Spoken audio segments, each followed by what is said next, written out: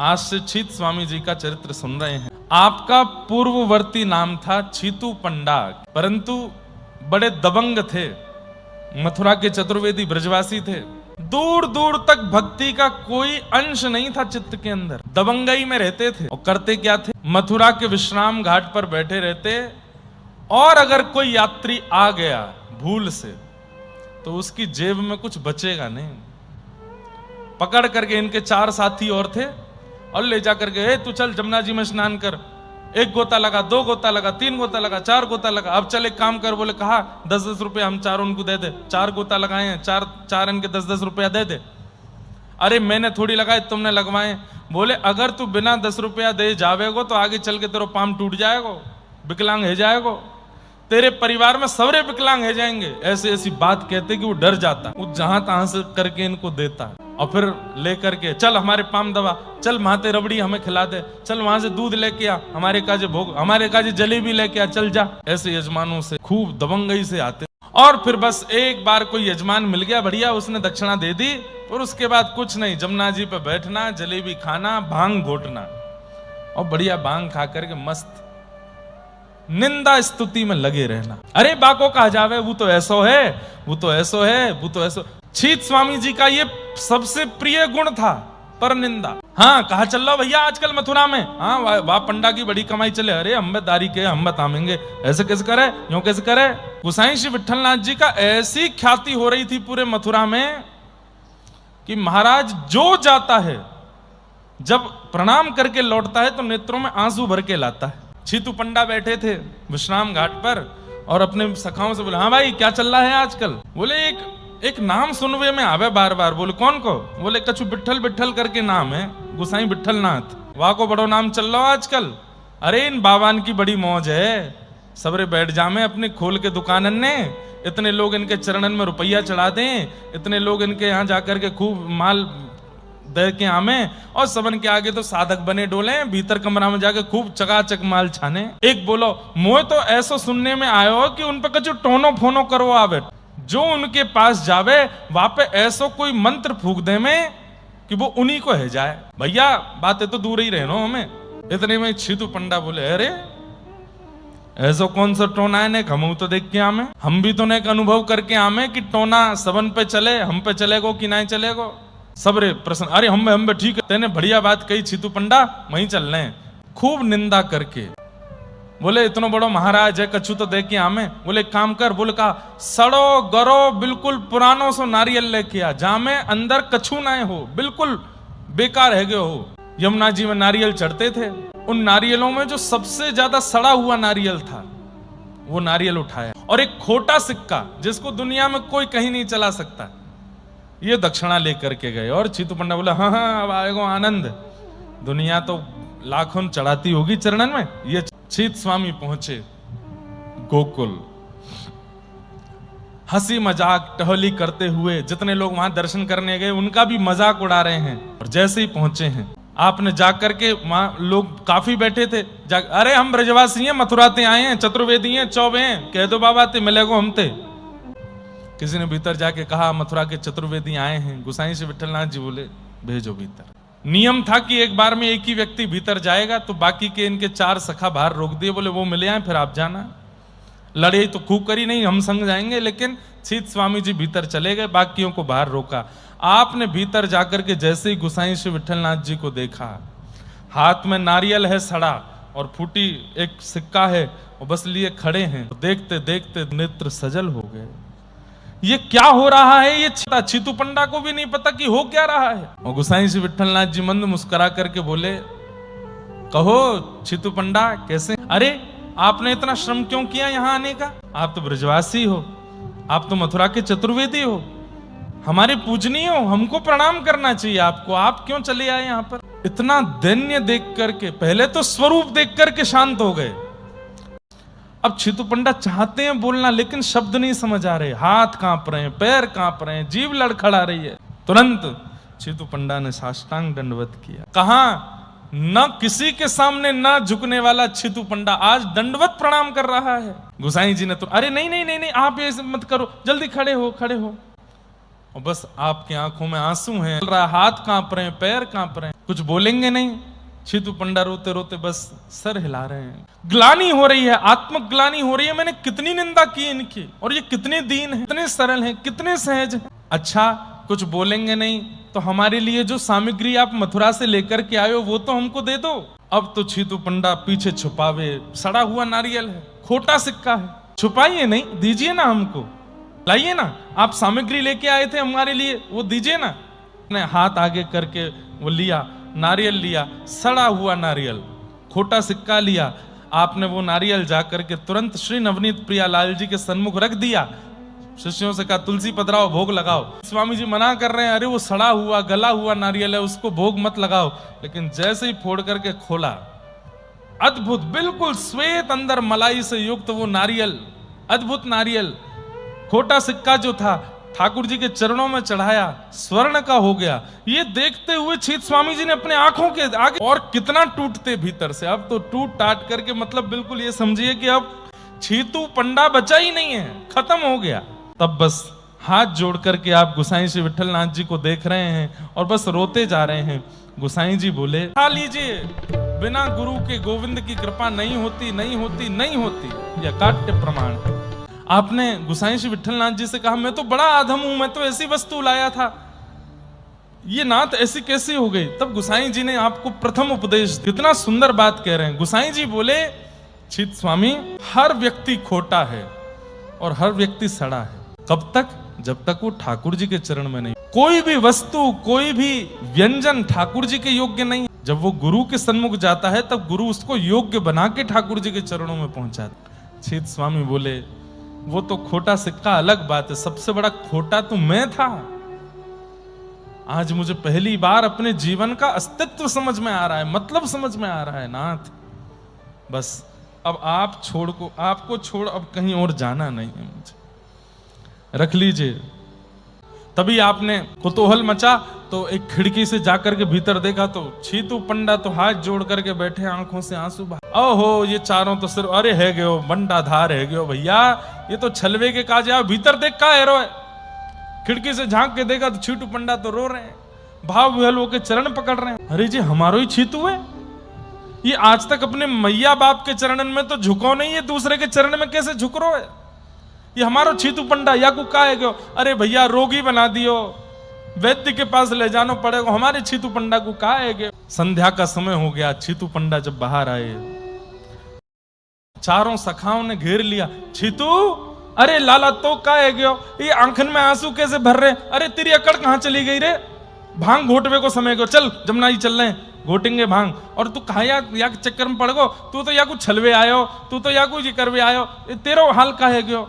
छीतू पंडा हाथ जोड़ कर खड़े हो गए, बोले भैया, उससे मित्रता रखनी है, मेरी मित्रता में रहना चाहते हो तो नवनीत प्रिया जी के शरणागत हो जाओ, गुसाई श्री विठलनाथ जी से दीक्षा ले लो तो तुम मेरे सखाओ, नहीं तो मेरा तुमसे कोई संबंध नहीं। लेकिन आपका प्रताप इतना था कि आपके सखा बोले कि भाई हम तेरे बिना रह ना पाएंगे, तू कहेगा तो हम कर लेंगे। और आपके सखाओं ने भी शरणागति ले ली। छीत स्वामी जी को अभी तक शरणागति नहीं दी, अभी दिशा दे दी है, दीक्षा देनी बाकी। रात्रि में गुसाई श्री विठलनाथ जी ने तब कहा, अभी तुमने नवनीत प्रियालाल जी के दर्शन किए हैं जो लड्डू गोपाल हैं, अब जाओ।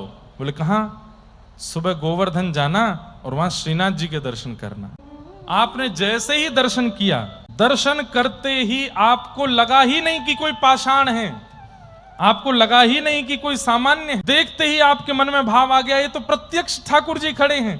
और छीत स्वामी के पहुंचते ही मंद मंद मुस्का करके, सुबल तू आ गए हो, सुबल दास, सुबल सखाही, श्री छीत स्वामी जी के रूप में। सुबल कान में शब्द आया, ढूंढने लगे कौन बोल करके गया। और तभी सामने देखे ठाकुर जी मंद मंद मुस्कुराते दिखे। छीत स्वामी को बोध हो गया, अरे ये एक दिन में इतना परिवर्तन जो चित्त में आया, इसका यही प्रमाण है कि पूर्व जन्म को मैं सुबल सखा हूं। ठाकुर जी मंद मंद मुस्कुरा करके कभी आंखें पलका रहे हैं, कभी गोल गोल नेत्र ऐसे घुमा रहे हैं, कभी अपनी दतुइयां दिखा रहे हैं, कभी यहाँ कट्टी पर रखे हुए हाथ से ऐसे ठेंगा दिखा रहे हैं, कभी उठी हुई भुजा से ऐसे बुला रहे हैं। ये सब झांकी का दर्शन। और तभी क्या देखते हैं, अचानक से गुसाई श्री विठलनाथ जी सामने आकर के ठाकुर जी को भोग पधराते हैं। और तभी आप कहते हैं, अरे गुसाई जी तो गोकुल में थे, ये गिरिराज जी कैसे आ गए। इस सुबह सुबह मंगला तो गोकुल में कर रहे थे और गोकुल से ये चले नहीं हैं। तो अब आपने पक्का करने के लिए आसपास के लोगों से पूछा, बोले गोसाई श्री विठलनाथ जी भीतर हैं क्या? आपने कहा नहीं नहीं, गोसाई जी तो गोकुल में है, वो यहाँ नहीं आए हैं। बोले मुझे क्यों दिख रहे हैं फिर? तब आपको लगा कि भ्रम होगा, उनके जैसे कदकाठी का कोई और दिखा होगा। थोड़ी देर बाद तो स्पष्ट सामने आ गए, सब वैष्णवों को प्रसाद वितरण किया। तब आपने पुनः आंखें मूंद करके और देखा और स्पष्ट दिख रहे हैं, बोले गोसाई जी हैं। तब किसी से कहा, बोले आपको गोसाई जी दिख रहे हैं? बोले कौन गोसाई जी? वो तो मुखिया जी हैं मंदिर के। अरे गोसाई जी विठलनाथ जी? बोले नहीं नहीं, ये मुखिया जी हैं। सबको मुखिया जी दिख रहे थे, लेकिन छीत स्वामी जी को गोसाई विठलनाथ जी दिख। तब आप दौड़ करके वापस गोकुल गए और जाकर के चरणों में प्रणाम करके बोले मैं समझ गया आपको। अभी तक ये बुद्धि मेरे मन में थी कि आप एक देहधारी ही हो, लेकिन अब मैं मान गया हूं आप देहधारी नहीं हो, आप तो साक्षात विठल रूप निधान, आप तो वही हो, ठाकुर जी ही हो, गुरुदेव के रूप में घूम रहे हो इधर उधर। अरे इतनी जल्दी गोकुल और गोवर्धन कैसे कर सकते हो आप? मैं जान गया आप। तभी गोसाई जी ने आपको कहा कि चलो आपकी अब दीक्षा करेंगे, लेकिन उससे पहले ठाकुर जी को पलना झुला दें थोड़ा सा। छीत स्वामी जी सामने बैठे हैं और पलना झुला रहे हैं श्री गोसाई विठलनाथ जी। स्वामी जी पर रीझ करके गोसाई श्री विठलनाथ जी ने तुरंत आज्ञा की, जाओ यमुना स्नान करके आओ। और यमुना स्नान करके जैसे ही आप आए, गोसाई श्री विठलनाथ जी ने आपको ब्रह्म संबंध दे करके, दीक्षा दे करके अब शरणागत बने और आपको अष्ट सखाओं में सम्मिलित किया। आप गोवर्धन गए और श्रीनाथ जी के चरणों में प्रणाम करके आपने पहली बार एक विनती की, अब कृपा करके मुझे अपना दर्शन करा दीजिए, मुझे अनुभव करना है, जैसे सूरदास जी को होता है, जैसे नंददास जी को। मैं सुनता हूं तो मेरे मन में ईर्ष्या नहीं होती, अच्छा लगता है कि आप उनको अनुभव कराते हैं, पर मेरी भी इच्छा होती है कि आप मुझे भी अनुग्रहित कीजिए। एक दिन आप गिरिराज जी की परिक्रमा कर रहे थे और तभी संध्या की बेला हुई, शाम का समय हुआ। आपको क्या दिखता है? असंख्य गायों का समूह सामने से आ रहा है और उन गायों के मध्य से जैसे ही तभी क्या देखते हैं, त्रिभंगी जैसे ठाकुर जी खड़े हैं और दूसरी भुजा जो है वो सुबल सखा के कंधे पर रखी है और हाथ में एक कर से वेणु लेकर के ठाकुर जी मधुर बजा रहे हैं।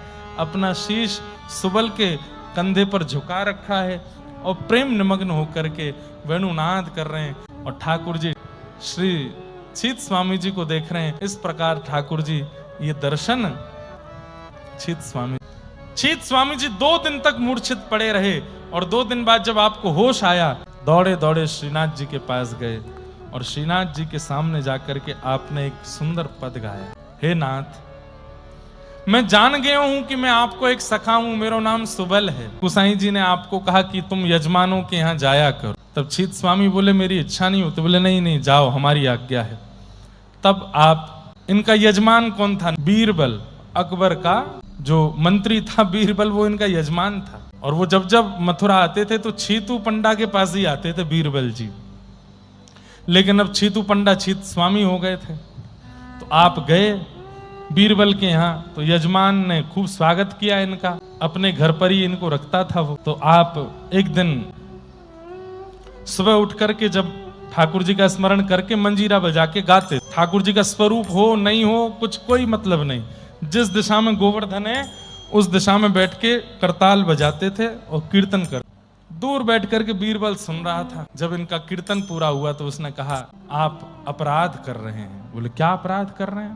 बोले ए वही वही ए, ये क्या कर रहे हो आप? ठाकुर जी को, गुरु का स्थान अलग है, ठाकुर जी का स्थान अलग है, आप गुरु ठाकुर को एक कैसे मान सकते? कल को कहीं भूल से आपका पद यदि अकबर के दरबार में पहुंच गया और उसने ये देख लिया कि आप ठाकुर जी को और अपने गुरुदेव को समान बता रहे हो, नंददास जी की ऐसी परीक्षा ली।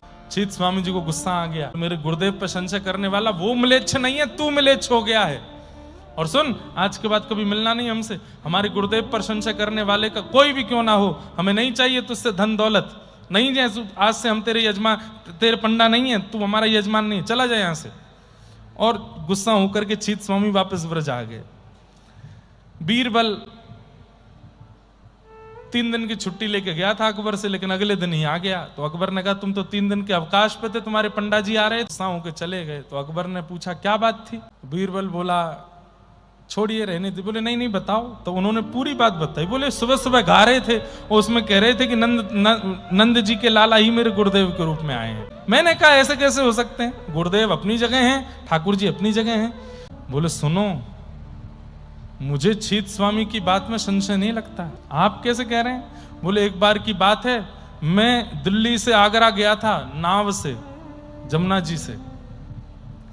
तभी गोकुल का घाट जब पड़ा तो बोले जैसे ही हम लोग गोकुल से निकले तो बड़ी भीड़ लगी थी घाट पर। जैसे ही हमने देखा तो पता चला गोसाई श्री विठलनाथ जी बैठे हैं। अकबर जो था वो संतों के यहाँ जाता रहता था। तो गोसाई श्री विठलनाथ जी को देख करके उसने नाव रोकी और गए। गोसाई श्री विठलनाथ जी ने जैसे देखा कि भाई बादशाह अकबर आए हैं, आइए आइए आइए विराजी। अकबर ने एक बहुत सुंदर मणि उनके चरणों में अर्पित कर दी। अकबर ये बात बीरबल को बता रहा है, मतलब उस समय अकबर कह रहा है आज की तारीख में 10 लाख होगी उस समय पर। तो बोले बीरबल, गोसाई जी ने मणि देखी और हंस करके मेरी ओर देख करके बोले अब ये मेरी है ना। मैंने कहा जी भगवान आप। एक बार और बोले अब ये मेरी है ना। मैंने कहा हाँ प्रभु आपकी है, आपके चरणों में अर्पित की आपकी है। तीसरी बार फिर बोले अंतिम बार पूछ रहा हूं अब ये मेरी है ना। अकबर बोला हाँ जी हाँ जी हाँ जी आपकी है। तुरंत गोसाई जी ने उस मणि को जमुना जी में फेंक दिया और जैसी मणि फेंकी तो अकबर का मुंह लाल पड़ गया। ये क्या किया आपने। बोले तेने 3 बार कहा था मेरी है, अब मेरी को मैं पहनूं फेंकूं धरूं उससे तेरे को क्या। बोले मैं बौखला गया और मैंने अपने सैनिकों चलो चलो चलो यहां से चलो, ये तो कहां हम तो बावड़े के पास आ गए हम लोग, 10 लाख की मणि फेंक दी। बोले गोसाई श्री विठलनाथ जी बोले रुको रुको रुको, ऐसे उदास होके नहीं जाओ, इधर आओ। और क्या करें। बोले नीचे जाओ जमुना जी में। और जमुना जी में ऐसे अंजलि फैला करके जल फैला करके बोले फैलाया था तब जल था, जब बाहर निकाला तो वैसी असंख्य मणियां मेरे हाथ में आ गई। आपने कहा जो तेरी है वो ले, याद रखियो अपनी वाली लेके जाए। अकबर बोले कि मैं समझ गया कि भाई ये सामान्य नहीं है। तब मैं उनको प्रणाम किया। तो तुम्हारे छीतू पंडा जो कह के गए मुझे उसमें कोई संशय लगता हो सकता है विठलनाथ जी ठाकुर जी ही हूं और उन्हीं के रूप में प्रकट। तब बीरबल दौड़ करके गया गोवर्धन और जाकर के छीतू पंडा के चरणों में गिर गया। बोले महाराज कोई बात नहीं, कर दिया क्षमा, जाओ। इस प्रकार आपकी लीला हुई। अब ठाकुर जी का दर्शन तो आपको हो चुका था, लेकिन अब आपको इच्छा थी तो आप ठाकुर जी से नित्य प्रार्थना करते थे कि आप तो मुझे दिख गए, अब एक बार कृपा कर दीजिए ना किशोरी जी का दर्शन। ठाकुर जी ने अनुग्रह करके कृपा करके एक दिन किशोरी जी से प्रार्थना की और श्री छीत स्वामी जी को किशोरी जी का दर्शन हो। और बस इसी पद को गाते गाते गाते गाते श्री गिरिराज जी को नेत्रों में विराजमान करके रज को अपने अंग से लिपटा करके श्री छीत स्वामी जी व्रज रज में